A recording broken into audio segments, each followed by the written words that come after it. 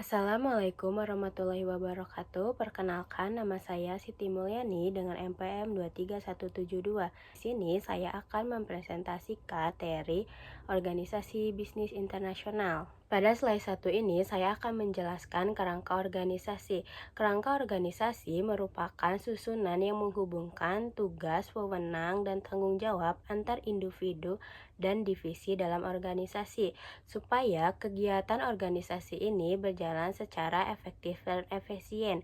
Dalam kerangka organisasi terdapat 4 elemen.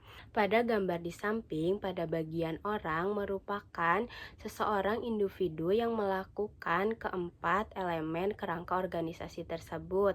Ada struktur organisasi di mana membagi tugas dan kewajiban dengan meliputi 3 hal. Yang pertama ada pembagian divisi menjadi subunit. Yang kedua, tanggung jawab pengambilan keputusan. Yang ketiga, membangun mekanisme untuk mengorientasi aktivitas subunit. Insentif dan sistem pengendalian. Sistem pengendalian adalah mengukur dan menilai dari performa subunit.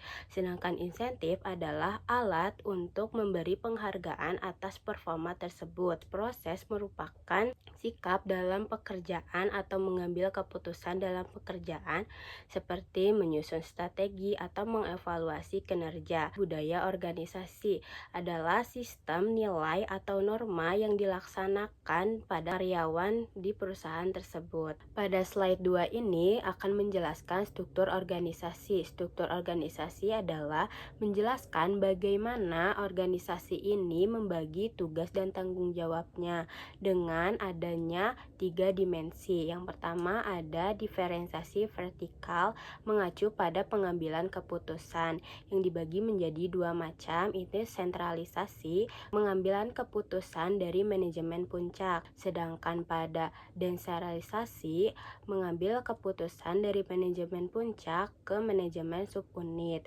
Strategi dan sentralisasi dalam bisnis internasional.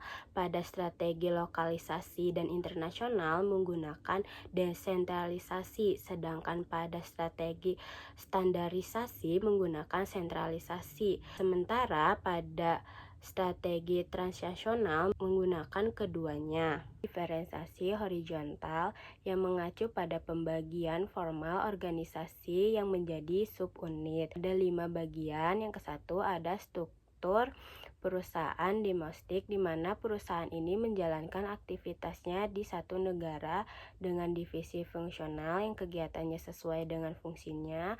Kedua, ada divisi produk yang bertanggung jawab atas lini produk yang berbeda.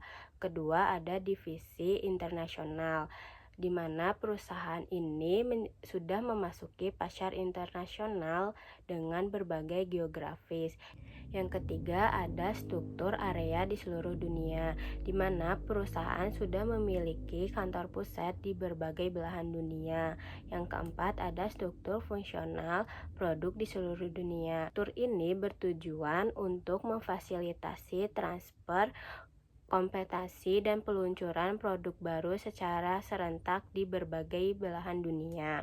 Keempat, ada struktur markis global, di mana gabungan antara divisi produk dan divisi geografis. Mekanisme integrasi yang mengacu mekanisme dalam koordinasi setiap unit. Ada 4 bagian, ada strategi dan koordinasi dalam bisnis internasional. Ada strategi lokalisasi, koordinasi antar subunit yang berkaitan dengan respon lokal untuk mengatur fungsi dan menciptakan nilai di setiap daerah.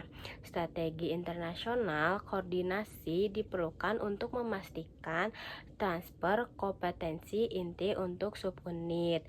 Yang ketiga ada strategi standarisasi. Koordinasi diperlukan untuk transfer keahlian dan penawaran produk antar unit untuk mendapatkan keuntungan dari lokal dan kurva pengalaman ekonomi. Strategi transnasional diperlukan koordinasi antara subunit asing dan perusahaan global dalam kegiatan menciptakan nilai untuk memastikan penawaran produk dan strategi pemasaran sesuai dengan kondisi tempat. Selanjutnya ada hambatan untuk koordinasi. komunikasi. Adanya orientasi yang berbeda, pemisahan jarak, waktu, dan perbedaan budaya, sehingga menghambat komunikasi untuk melakukan koordinasi dalam bisnis internasional. Selanjutnya ada mekanisme integrasi formal, bisa dilakukan dengan cara kontak langsung, peran penghubung, membuat tim, dan struktur maktis. Selanjutnya ada mekanisme integrasi informal jaringan pengetahuan. Jaringan ini berupa informasi yang didasari pengetahuan dalam organisasi multinasional. Misalnya media telekomunikasi